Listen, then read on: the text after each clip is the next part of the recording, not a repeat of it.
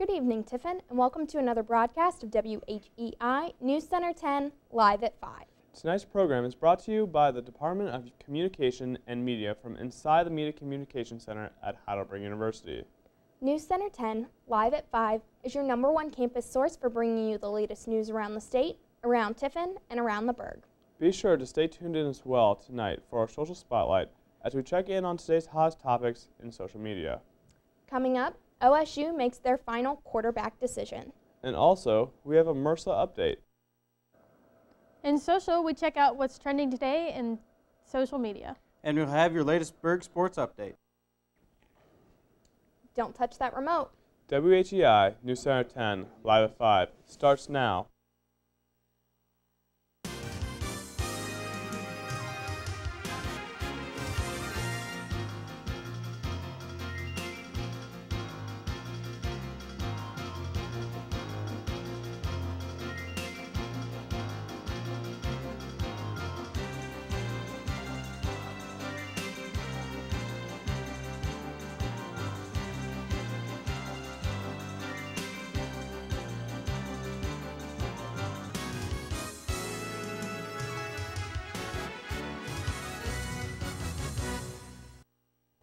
Good evening, Tiffin, and welcome to WHEI News Center 10, live at 5 for Thursday, September 24th, 2015. I'm Elizabeth Wren. And I'm Ben Stevens. Let's get to the first story of the night. Ohio State University Buckeyes are now clear on who will hold the starting quarterback position, Cardale Jones. Due to a mix of season-changing injuries, discipline from coaches, and trial and error, the Buckeyes were tasked with deciding if previous 2014 Big Ten Quarterback of the Year, J.T. Barrett, was ready to reassume the mantle. However, head coach Urban Meyer explained to Columbus's Fox 8 News, quote, "He was the healthy one. To replace him, the other guy has got to pass him up, and that hasn't happened." Cardale Jones is a junior this year at OSU and has been the interim starting quarterback since the end of last year's season. Columbus authorities are still searching for the perpetrators involved in a drive-by shooting that has a 12-year-old boy fighting for his life. According to WCMH TV, at around 6 o'clock Tuesday morning, a silver Cadillac stopped at the Caldwell Place and Old Leonard Avenue intersection and fired 5 shots at a group of people. The young boy was indeed hit by one of the bullets. However, he was rushed to the hospital. He remains in serious condition, but authorities urge anyone with information to contact the Central Ohio Crime Stoppers tip line. A family in Garfield Heights, Ohio, was struck by tragedy on Wednesday. Macedonia police were called to the local Walmart parking lot to find that an 8-month-old baby was deceased in an SUV. According to the family, the baby and his 3 siblings were dropped off at daycare at 8 in the morning, but both who dropped them off and their grandmother forgot he was still strapped in the car seat. Investigators discovered that the baby had been left in the vehicle for several hours, and he wasn't suspected to even be there until the grandmothers received a call from her daughter at work to tell her he hadn't arrived at daycare. At the moment, police do not suspect any foul play and are considering it solely as a tragic event. Changes to the Tiffin Justice Center are soon to take place after being proposed and voted on Monday and Tuesday of this week. The Advertiser Tribune reported that the Tiffin City Council voted for the, quote, joint use, management, and lease agreement for the Joint Justice Center. Construction is set to begin soon as the City Council, Seneca County Commissioners, and Quandale Construction Group Incorporated have decided on the project's representative. That wraps up our local news segment for the day. But don't go anywhere, because we'll have your biggest campus stories on the other side of these short messages. I'm Tori Hassenlop. And I'm Morgan Brandt. And you're watching WHEI TV 10. Student programming from the Media Communication Center at Heidelberg University. In the heart of Heidelberg's campus lies the Fireside Cafe and Pub, featuring a relaxing and engaging space welcome to the public. Fireside's menu includes sandwiches, salads, wraps, desserts, and even a soothing latte or coffee, offering a wide selection of exciting new and wholesome food options. Fireside Cafe Pub also serves a variety of refreshing drinks to accompany its cozy atmosphere. Come experience Fireside's new fall menu and visit us on Instagram at Berg Dining Services. Hi, my name is Oshi Gray, and I just love California raisins. At our house, we eat California raisins on our cereal for breakfast, out of hand for lunch, and as an after-school snack. And good health starts with good nutrition. What better way than with all-natural California raisins? They're fat and cholesterol-free, low in sodium, with no added sugar.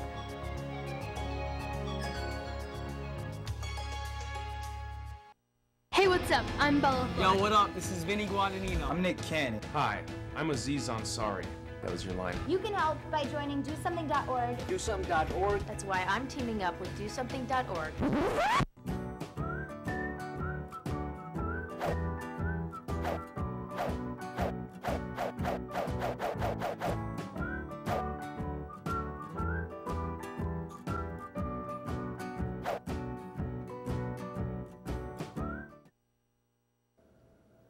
Welcome back to News Center 10, live at 5.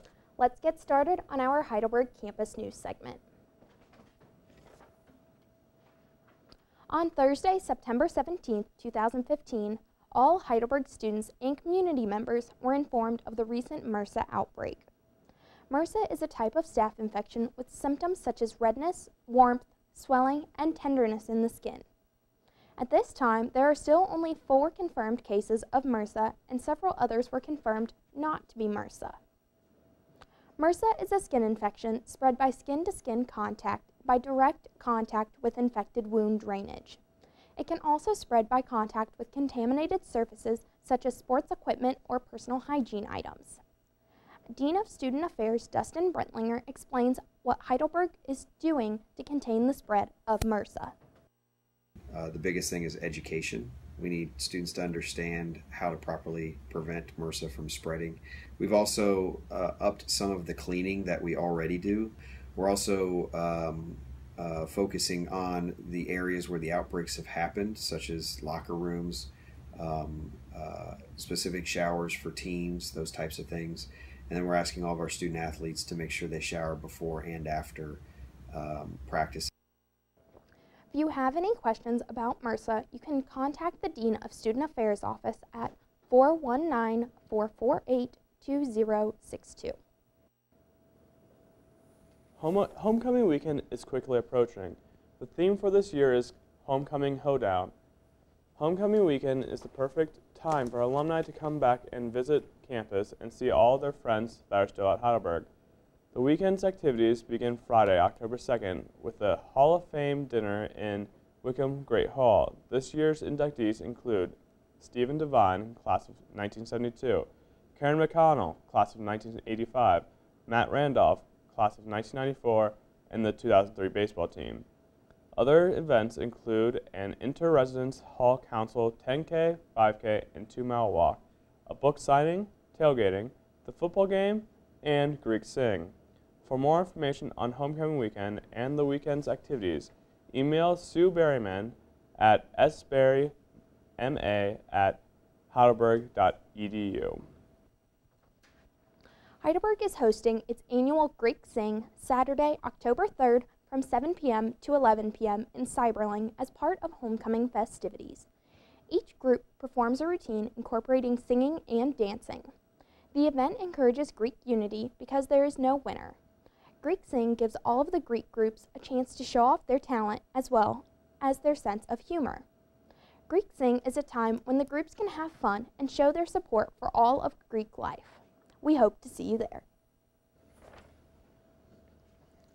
So I also read, we got an email the other day that this year at the usual homecoming bonfire, we're going to have a mechanical bull. Really? As part of the hoedown theme. That's actually really cool.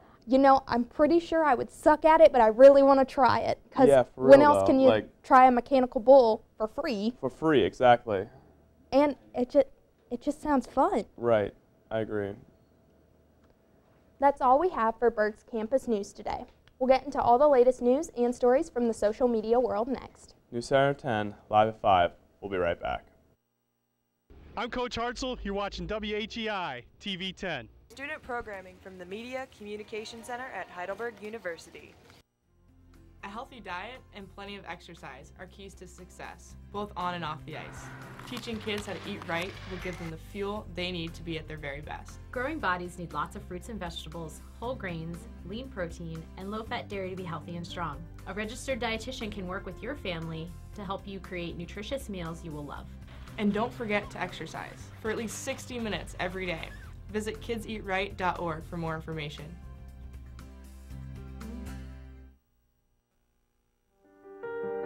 I want to leave him, but I just can't do that to the kids. I keep finding her chatting with this guy online. Even though she says they're friends, something's up. He tells me it's no big deal, but it hurts so bad when I catch him looking at those pictures. Stand strong. No matter what you're going through, there is hope at the end of the line. Focus on the family. How can we help? This is the ocean, and this is Kipper. Kipper doesn't live in the ocean, but if she did, this is likely what would happen. This is Sparky, and this is habitat destruction. Boozer doesn't like it, neither does Fluffy. We wouldn't let this happen to Kipper, Sparky, Boozer, or Fluffy. In the oceans, it's worse. Lacking opposable thumbs, Kipper can't take action, but you can. Visit BeringSeaCanyons.org. Hello, and welcome to our Social Spotlight segment. Let's check out what's trending today in the world of social media. Pope Francis arrived in America on Tuesday for his first visit to the United States. While in D.C., the Pope blessed a little girl with a kiss as she was handed to him during a parade on Wednesday morning. The 5-year-old girl is from Southgate, California. She gave the Pope a letter asking for his blessing on immigration and reform in hopes to push lawmakers to act. She explained that she was afraid her family will be taken away from her. Her trip to D.C. was sponsored by an advocacy group called Hermandad Mexicana Transnational. The group is based in L.A. and is reported to have organized the trip for 6 children and 9 adults in hope that immigration reform could make the spotlight. That's all we have today in the world of social media. Let's send it back over to Ben and Elizabeth at the news desk. Thanks, Bailey. You know, that's pretty cool that the Pope's here. Yeah, absolutely. Especially since it's his first time here. Yeah, it's a big deal. Yeah, I feel like popes tend to stay in Europe a decent amount, and so it's cool to bring him over to this side of the world. True, true. It's time to throw it over to Dan to take a look at today's top sports updates.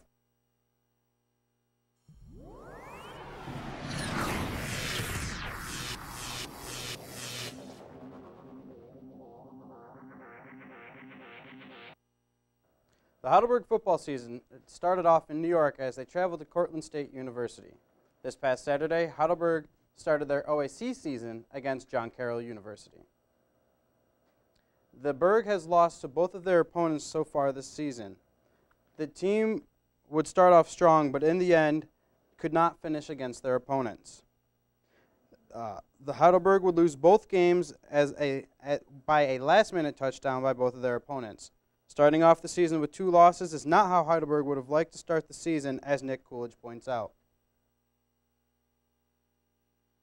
Yeah, no one wants to start the season with a loss, but I think that we just need to use that as motivation to get better and keep working every day.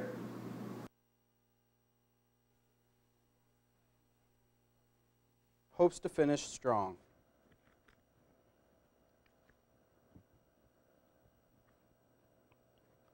The women's soccer team defeated the Lions of Mount St. Joseph 1-0 thanks to a late goal by freshman Amanda Kilway. The Student Princes moved to 4 wins and 4 losses on the season.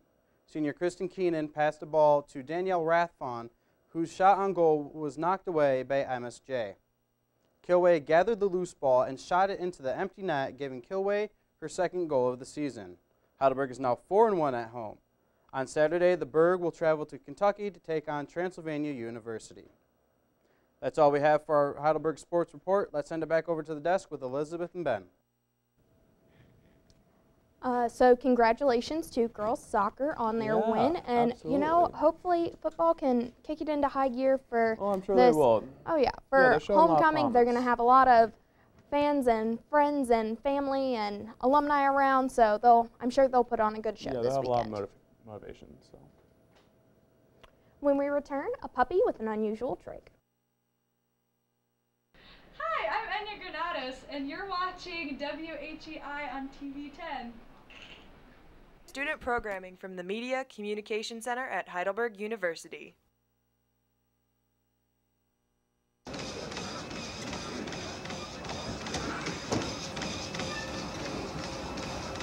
Hey, where'd I help this guy?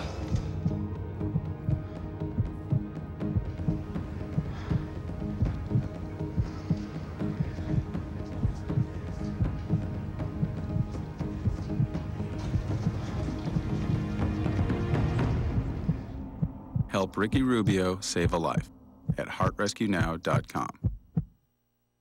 Getting out of the military, I was missing this camaraderie. It's frustrating when you try and talk to people that don't understand. I still had the anger, I still had the addictions, but we didn't talk about that. Came to a point where it's like, okay, I really need to talk to somebody about this. Family more or less encouraged me, go to the VA. It's okay to go get help. It's okay to talk to people because it takes true strength to ask for help. Hear veterans' real stories of strength and recovery at MakeTheConnection.net. It makes me feel happy and excited because I have a mentor in my life. Makes me feel good because I know, I'm helping someone. The first time I seen her smile, I knew it was going to be a better year and a better day. She has changed my life. Now I can be wherever I want to. She taught me never to give up, and I never will. Mentoring works. Become a mentor. Now's the time to get to our final story of the evening. A Mississippi puppy's owner shared a video of her 4-month-old golden retriever's unusual trick, giving himself a bath. Belle Rolfe, owner of a golden retriever named Brady, posted a video to YouTube under the username Brady the Golden Pup, showing how the hygiene-minded pooch bathes himself without any human help. The video shows Brady rinsing off his body. The soap gets only a small lick from his tongue before pushing down the lever to drain the tub and climbing out. Brady pulls down a hanging towel and drapes it over himself before heading to his doggy bed for a post-bath nap. You know, if that's not the cutest thing I've ever heard. You know, I wish my dog could do that. My dogs aren't that intelligent. Mine aren't either. That's all right. But they're cute anyway, and we love them. Yeah. Yeah, you do. I do. Thank you for watching WHEI News Center 10 live at 5. Our program tonight was produced and presented by the Department of Communication and Media from inside the Media Communication Center at Heidelberg University. Thanks for joining us for tonight's program. Be sure to tune in to next week. I'm Elizabeth Wren. And I'm Ben Stevens. And for Bailey, Dan, and all the WHEI production crew, we'll see you next time.